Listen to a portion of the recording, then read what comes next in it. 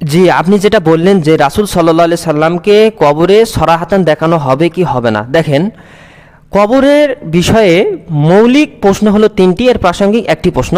তো মৌলিক তিনটি প্রশ্নের একটি প্রশ্ন থাকবে মান হাজার রজুল, এই ব্যক্তিটি কে।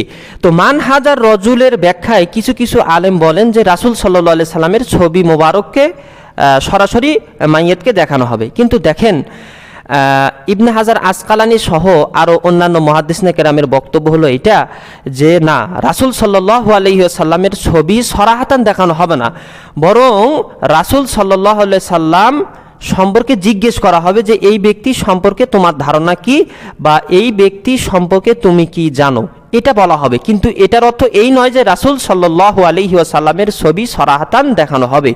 এই বিষয়ে জাস্টিস শাইখুল হাদিস মুফতি তাকি উসমানী হাফিজাহুল্লাহ মুসলিম শরীফের ব্যাখ্যাখণ্ড তাকমিলাতু ফাথুল মুলহিমের মধ্যে বিস্তারিত আলোচনা করেছে। আমরা যদি সেই কিতাবটি দেখতেই সেখানে ইনশাল্লাহ বিষয়টি জানতে পারব।